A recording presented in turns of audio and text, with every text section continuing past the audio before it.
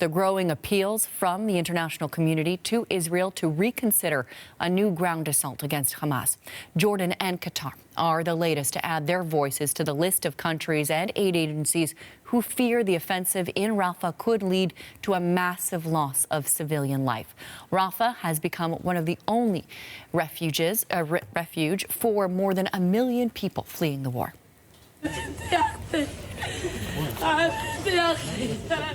The Hamas-run health ministry says the number of deaths in the conflict has now topped 28,000.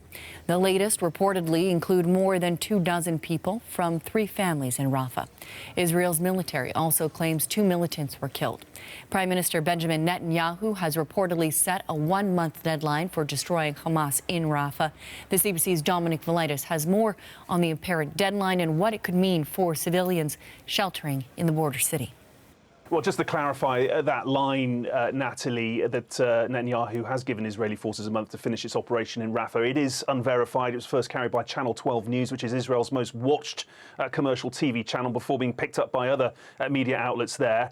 We have no idea if that's true or not, but certainly there is widespread concern now about how any Israeli ground offensive could unfold in Rafah. A bit of context for you. The city is now home to an estimated 1.5 million Palestinians. It is really their last refuge from ongoing Israeli military operations in Gaza. But as you mentioned earlier, people are still dying there. Indeed, this morning it was, as you mentioned, being reported by medics on the ground that Israeli airstrikes killed 17 people in the city overnight.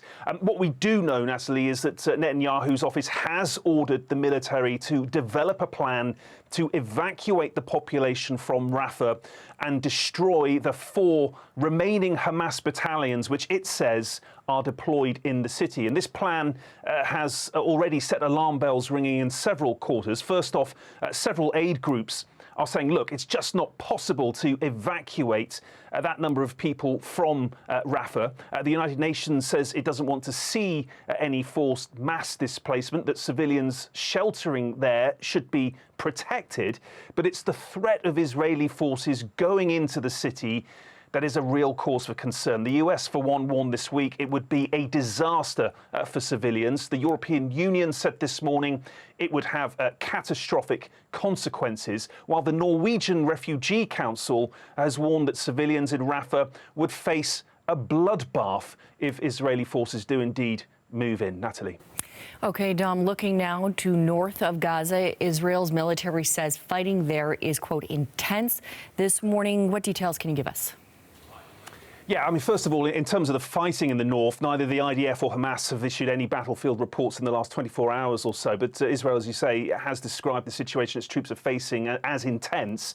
But certainly there is a lot of concern about the humanitarian situation in northern Gaza now. The BBC says it has spoken to several people living in the area where food shortages have been widely reported for some time now. And one local aid worker in Beit Lahia told the broadcaster people there are now resorting to grinding animal feed into flour just to survive. And even that source of nutrition, for want of a better word, is now running out.